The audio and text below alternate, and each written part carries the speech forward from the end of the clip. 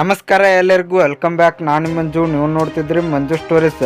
Friends, ಇನ್ನು IPL 2024ಗೆ ನಾಳೆಯಿಂದ ಚಾಲ್ತಿ ಸಿಗ್ತಾ ಇದೆ ಅಂತ ಹೇಳ್ಬೋದು.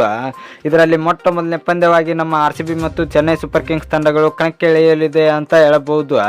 ಇನ್ನು ಫ್ರೆಂಡ್ಸ್, ನಮ್ಮ RCB ತಂಡದ ಎಲ್ಲ ಅಭಿಮಾನಿಗಳಿಗೂ ಕೂಡ ಒಂದು ಡೌಟ್ ಇದೆ ಅಂತ ಹೇಳ್ಬೋದು. ಈ ಸೀಸನ್ನಲ್ಲಿ IPL 2024ನಲ್ಲಿ ನಮ್ಮ RCB ತಂಡದ ಪರವಾಗಿ ಯಾರ್ಯಾರೆಲ್ಲ ಓಪನರ್ ಆಗ್ಬೋದು ಅಂತ ಒಂದು ಡೌಟ್ ಇದೆ ಅಂತ ಹೇಳ್ಬೋದು. ಹಾಗಾದರೆ ಈ ಸೀಸನ್ನಲ್ಲಿ ನಮ್ಮ RCB ತಂಡದ ಓಪನರ್ ಯಾರು ಆಗುತ್ತಾರೆ ಅಂತ ನಾನು ನಿಮಗೆ ಈ ವಿಡಿಯೋದಲ್ಲಿ ತಿಳಿಸ್ಕೊಡ್ತೇನೆ.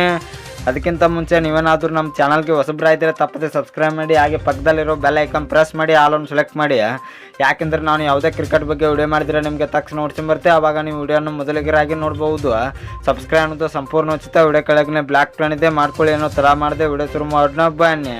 ಇನ್ನು ಫ್ರೆಂಡ್ಸ್, IPL 2024 ತುಂಬ ಇಂಟ್ರೆಸ್ಟಿಂಗ್ ಆಗಿರ್ತದೆ ಅಂತ ಹೇಳ್ಬೋದು. ಅಷ್ಟೇ ಅಲ್ಲದೆ ನಮ್ಮ ಕಿಂಗ್ ಕೊಹ್ಲಿ ಅವರು ಈ ಸೀಸನ್ನಲ್ಲಿ ಹೊಸ ಅಧ್ಯಾಯ ಶುರುವನ್ನು ಮಾಡ್ತಾರೆ ಅಂತ ಹೇಳ್ಬೋದು. ಅಂದರೆ ಈ ಸೀಸನ್ನಲ್ಲಿ ನಮ್ಮ RCB ತಂಡ ಕಪ್ ಗೆಲ್ಲುವ ವಿಶ್ವಾಸದಲ್ಲಿದೆ ಅಂತ ಹೇಳ್ಬೋದು.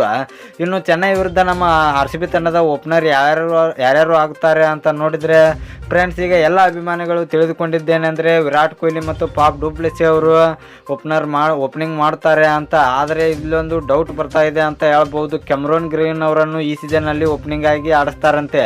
ಯಾಕೆಂದರೆ ಫ್ರೆಂಡ್ಸ್, ಬರುವ ತಿಂಗಳಲ್ಲಿ T20 ವರ್ಲ್ಡ್ ಕಪ್ ಬರ್ತಾ ಇರ್ತದೆ. ಅದಕ್ಕಾಗಿ ವಿರಾಟ್ ಕೊಹ್ಲಿ ಅವರನ್ನು ಆವಾಗ 3ನೇ ಕ್ರಮಾಂಕದಲ್ಲಿ ಆಡಿಸ್ತಾರೆ. ಅದರಿಂದ ಈಗಲೇ ಪ್ರಿಪ್ರೇಷನ್ ನಡೆಸ್ತಾರಂತೆ. ಅದಕ್ಕಾಗಿ ವಿರಾಟ್ ಕೊಹ್ಲಿ ಅವರನ್ನು 3ನೇ ಕ್ರಮಾಂಕದಲ್ಲಿ ಬಿಟ್ಟು ಕ್ಯಾಮರೂನ್ ಗ್ರೀನ್ ಅವರನ್ನು ಓಪನಿಂಗ್ ಮಾಡಿಸ್ತಾರಂತೆ ಫ್ರೆಂಡ್ಸ್. ಇನ್ನು ಫ್ರೆಂಡ್ಸ್, ನಿಮ್ಮ ಪ್ರಕಾರ ವಿರಾಟ್ ಕೊಹ್ಲಿ ಓಪನಿಂಗ್ ಮಾಡಬೇಕಾ ಇಲ್ಲ ಕ್ಯಾಮರೂನ್ ಗ್ರೀನ್ ಅವರು ಓಪನಿಂಗ್ ಮಾಡಬೇಕಾ ಅಂತ ಕಮೆಂಟ್ ಬಾಕ್ಸಲ್ಲಿ ಕಮೆಂಟ್ ಮಾಡೋದ್ರ ಮೂಲಕ ತಿಳಿಸ್ಕೊಡಿ. ಇನ್ನು ನಿಮಗೆ ಇದೇ ರೀತಿ ನಮ್ಮ RCB ಮತ್ತು ಕ್ರಿಕೆಟ್ ಬಗ್ಗೆ ಅಪ್ಡೇಟ್ಸ್ ಬೇಕಾಗಿದ್ದರೆ ನಮ್ಮ ಚಾನಲ್ ಲೈಕ್ ಮಾಡಿ, ಶೇರ್ ಮಾಡಿ, ಸಬ್ಸ್ಕ್ರೈಬ್ ಮಾಡಿ, ಬೆಲ್ ಐಕನ್ನು ಆನ್ ಮಾಡ್ಕೊಳ್ಳಿ. ಕ್ರಿಕೆಟ್ ಬಗ್ಗೆ ಜಾಸ್ತಿ ಅಪ್ಡೇಟ್ಸ್ ಬರ್ತಾ ಇರುತ್ತೆ, ಅದಕ್ಕೆ ಸಬ್ಸ್ಕ್ರೈಬ್ ಮಾಡ್ಕೊಳ್ಳಿ. ನಮಸ್ಕಾರ.